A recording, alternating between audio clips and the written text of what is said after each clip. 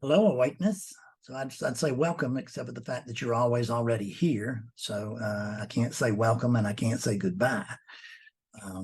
In fact, I am you, so there's really very little point in saying anything. Nonetheless, I noticed that this unit's going to go ahead and do a recording. Apparently, at least it's going to try. And what I want to talk to you about is this always already here, but you won't confess to it. Awakeness, you have one problem only, which is misidentification. The unit is not misidentified. The unit isn't identified at all. It's a body, but it's an empty body. It's just a, it looks like there's a lot going on over here, but really, and there is, but there's no one home. It's just going on all by itself. So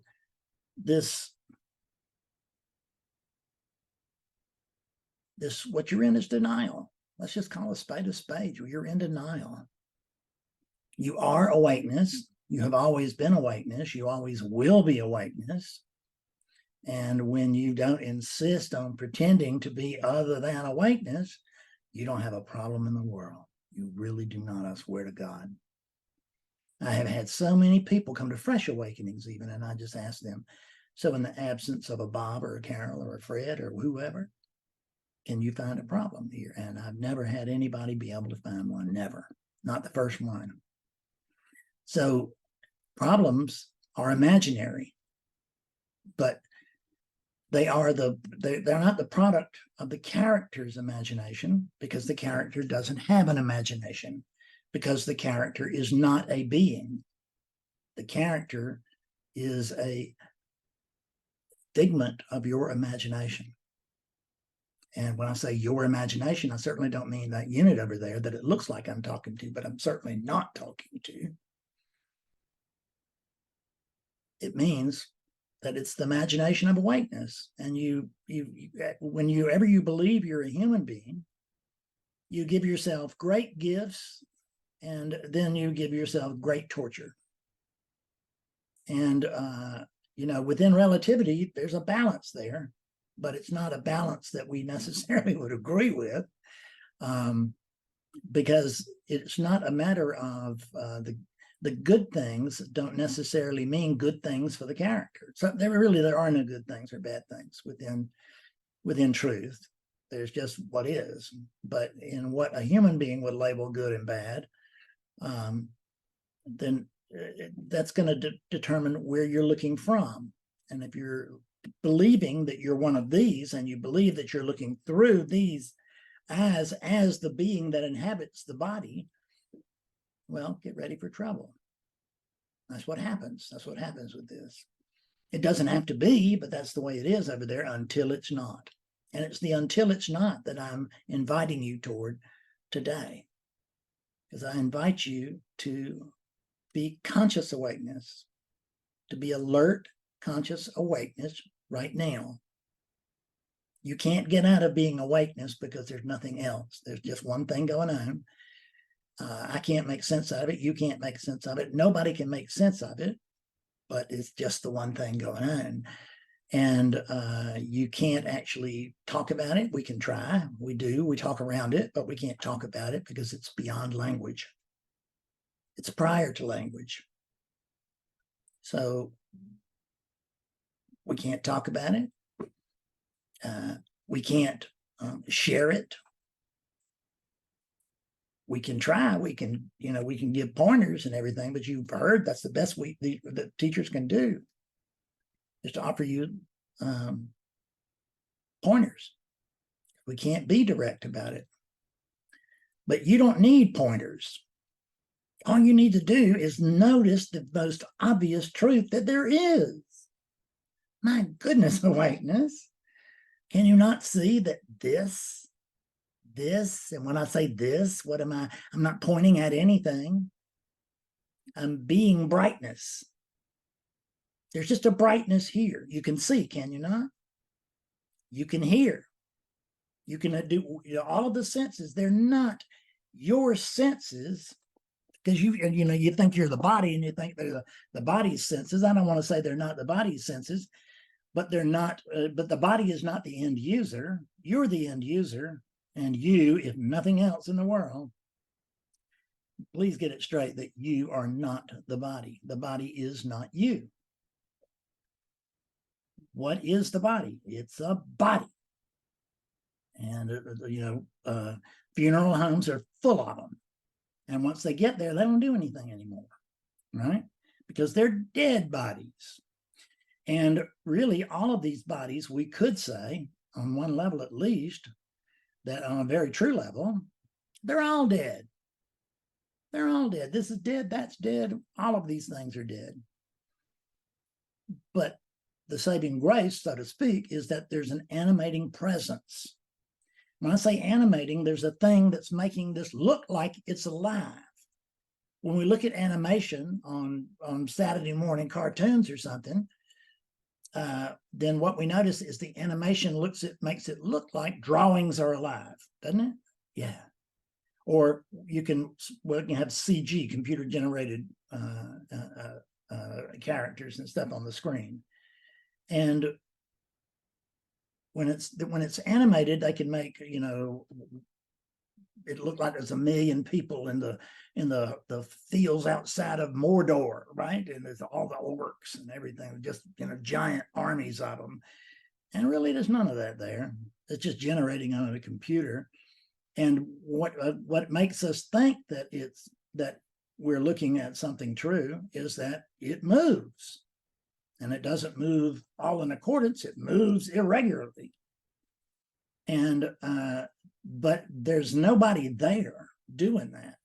There's if you would, like the Wizard of Oz, that wizard behind the curtain. Pay no attention to that man behind the curtain. That's what they said in Wizard of Oz. And that's what they could say here with if this was a movie of Lord of the Rings. Is pay no attention to those orcs out there. Why? Because there are no orcs out there. It's all just animation. Animation, animate means to appear alive, at least. I don't know if that's the exact definition, but it'll pass. It'll pass for this. So you believe you are the body, but in fact, it's more true to say that you are the animation. And of course, the real truth, I can't say what you are because I don't know. And I can tell you that whatever it is that I am, it's been called divinity and a bunch of other stuff, good and bad, over the centuries and over the millennia. But there's nothing here to nickname. There's nothing here to I'm just going to say nothing to pray to, and that's true, but that doesn't mean that prayer isn't effective. And I'm not saying it is, or I'm not saying it's not. I'm saying that in some worlds it is, and in some worlds it's not. And I don't know how it works in your world. And when I say your world, I mean that character's world, but the character is not alive. It's awakeness operating through one of these bodies. And the operation of these bodies by awakeness creates something that appears to be alive on its own. That's the thing, appears to be independently alive. Take away the breath for a little while. Let's see how independent it is. Stop the heartbeat. Let's see just how independent it is, right? These bodies cannot function unless there are many, many, many intertwined operations going on inside and outside too. If this is the bottom of the ocean, I'm dead. Doesn't matter how animated I am, I won't be long. So when I say I'm dead, I'm talking about the character there. I can't die. You can't die. There is no death. There is, there's birth. And we could say that there's death because but it's really, there just isn't any death because there isn't any birth. You are the unborn. And all of this stuff that you're seeing and experiencing and everything, it's all your imagination. And I don't mean that character's imagination. That would be very limited. I mean, awakeness's imagination. Awakeness's imagination is unlimited.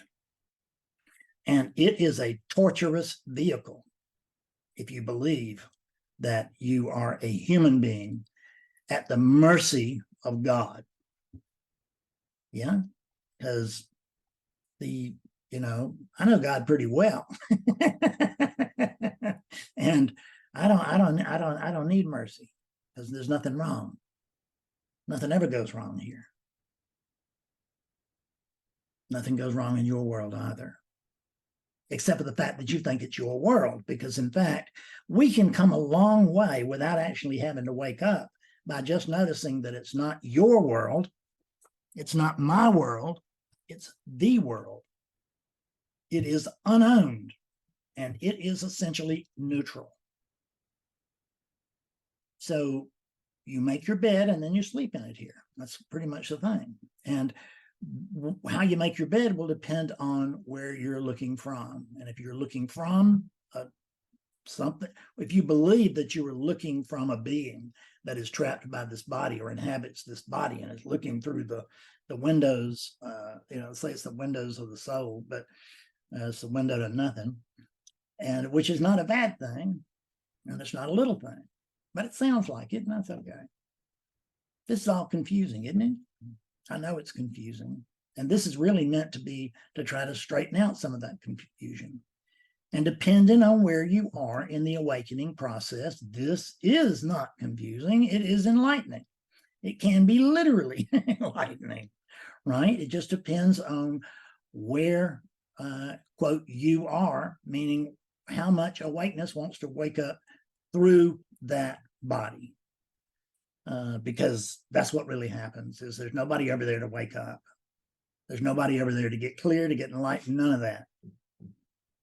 It's just that awakeness begins to recognize itself, and as it begins to recognize itself, as you have been probably doing for quite some time, those little glimpses, those moments of clarity, those are actually coming to see yourself.